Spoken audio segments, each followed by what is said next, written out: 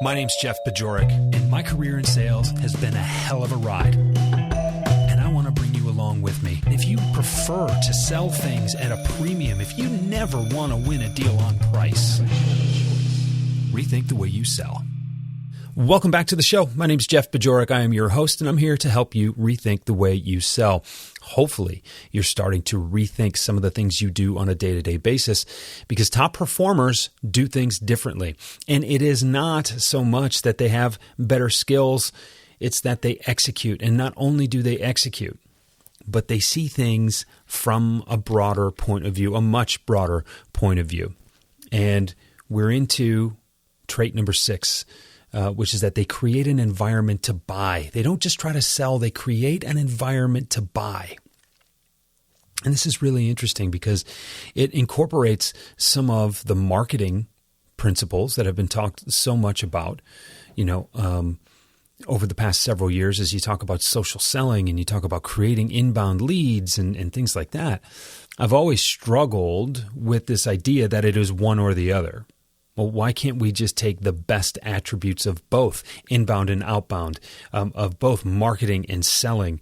There certainly have been more than a few things said and spoken about regarding the collaboration between sales and marketing and why the chief revenue officer tends to oversee those two functions. It's not just about pitching. It's not about manipulating. It's not about convincing. It is about creating an environment for people to want to buy. And you do that with the way you prospect. You do that with the way you conduct discovery. You do that with the way you present. And very often, it's not so much of a presentation anymore. It's a recommendation. Have you heard me say this before? So many sales reps want to skip through the discovery part or hurry through discovery so they can get to the selling part. Discovery is the selling part. When you recognize that, when you practice that, when you execute along those lines, a lot of really good things happen.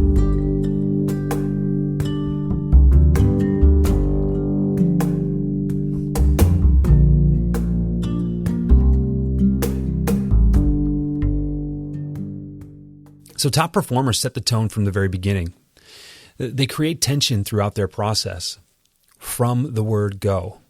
And it's not just, I'm going to make 10 calls, I'm going to send 15 emails, I'm going to plug a sequence into my sales engagement platform, and I'm going to let this thing run, and it's going to be great. I'm going to make the prospect feel like they're surrounded. No, it's not enough to just let your prospect know that you're not going to give up on them, that you're going to stick this out.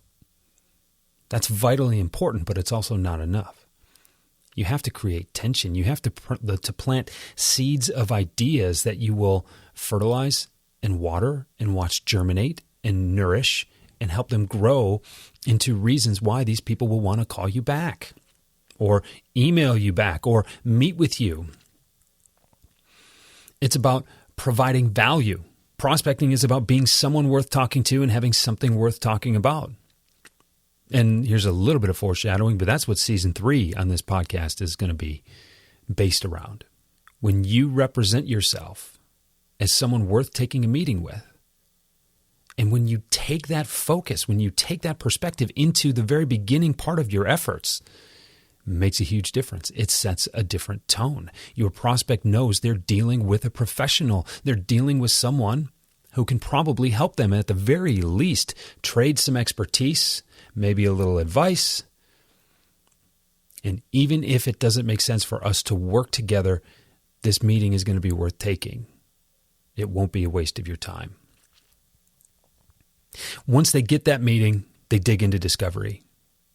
And discovery takes a long time.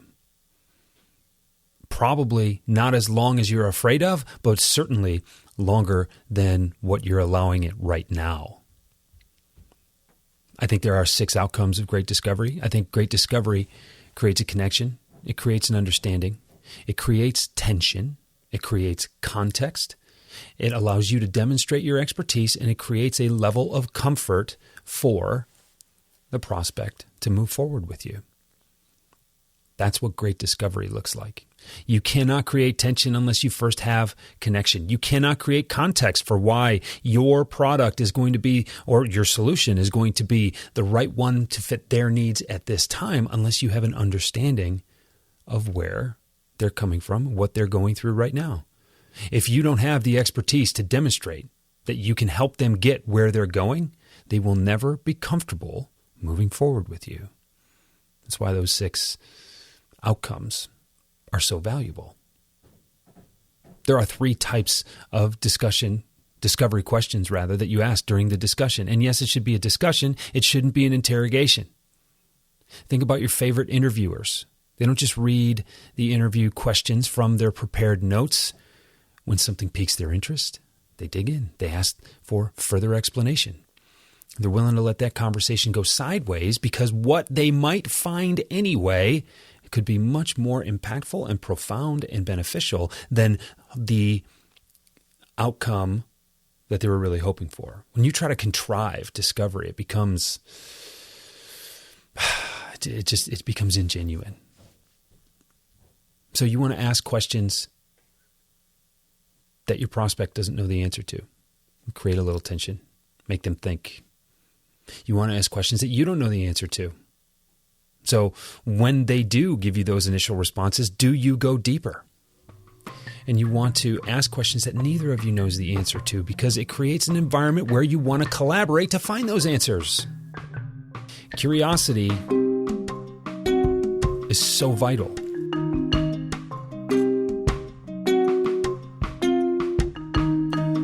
Curiosity means that you're willing to be wrong.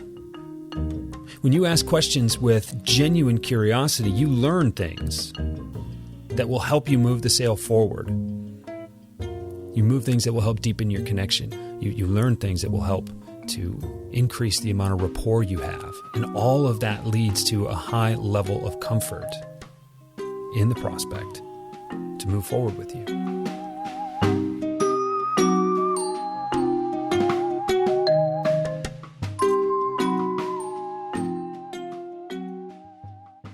When you ask questions that no one else is willing to ask, just because you're curious to ask them and your head is where your feet are and you're involved emotionally and physically in this conversation right in front of you, when you ask questions that no one else will ask, you will learn things that no one else will learn.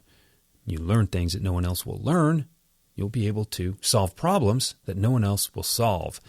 And when you can solve problems that no one else can solve, you can make sales that no one else will make.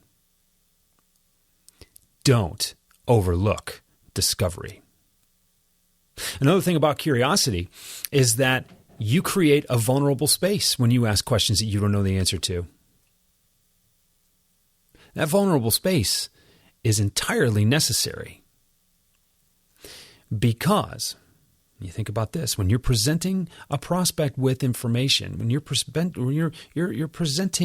a conversation here where you might have the upper hand, you need your prospective client to admit that they're not doing things as well as they could be, which is why they're in the situation they're in. In order for them to be willing to get vulnerable with you, you need to create the space that makes them feel safe to do so, which means you need to show them you're willing to get vulnerable with them. That's why those questions are so magical. When you step away from your script, when you step away from your carefully planned questions. So create that environment. You know, what's interesting is that once you have done the necessary discovery, there's really not much of a pitch. I guess technically it's a pitch, but really it's, look, based on the conversation we've had here, I think it's pretty clear that our solution could help you. This is how. And this is how I think it will address those 3 major concerns that you have, issues that you have, desires that you have. Does it make sense for us to discuss this a little further in detail? Is this a conversation worth moving forward? There's your close. It's funny, all the work people do to try to knock the presentation out of the park, to try to carefully plan how they're going to close the sale, when you have a really heartfelt, heart-to-heart conversation, when you have an engaging discussion around what the issues are and how you think you can help, the recommendation and the ask come really simply.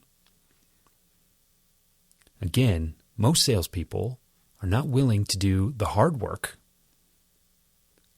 that is involved in making the selling part easy. Jeffrey Gitomer taught me that a long time ago. And it's funny how these universal truths continue to rear their heads. So I want you to think about that. I want you to think about the environment that you create. Are you just putting your prospect in a position where they're willing to take a call with you so you can hotbox them into doing something that they didn't know they were going to do until they sat down and talked to you? That sounds like exactly the opposite of what we're trying to do as top-performing salespeople. It just doesn't work. Or are you taking a step back? Do you have a little more profound point of view? Do you see that wider picture, that bigger scope? It makes a huge difference. I want you to think about that. I want you to think about creating an environment to buy. The next couple of episodes I'm excited to share with you. My friends Liz Wendling and a return of Larry Levine are coming in just a few days. They're going to talk about their experience and what their observations are around why sellers make it so hard for people to buy. And I shared some personal experience in there. This was a fun discussion I think you're going to take a lot from. And another just kind of call it a rant that I put out just a few months ago, and I'm repurposing here. It's about eliminating the word convince from your vocabulary. This is going to harken back to the discussion I had with Andy Paul earlier this season, but also with my own spin on it, because this is an idea that I've been kicking around for a while. It's been a couple of years since I've been eliminating the word convince from my vocabulary, and I think it is going to really drive home the point that I'm trying to make as I describe this trait of top performers. This is fun. Are you having fun? Are you thinking differently? Are you appreciating what I'm getting at here? And are you seeing how top performers separate themselves, but in ways that I think so many people, if they're shown a different way to think about things, will start acting differently too. I'm having a blast putting this together for you. I hope you're having fun listening to it. If you love it, share it with someone, please. I appreciate that. That's how this podcast grows, and that's how I'm able to help more people. And if you have something you want to dig into, hey, shoot me a message, jb@jeffbajorek.com. I'm here to do this kind of thing with salespeople who want to take their game to the next level, with teams and organizations who know they can be doing better than they are and just need to figure out where they're missing something. That's what I do. So, really excited to share the next few episodes with you, and I will talk to you again soon.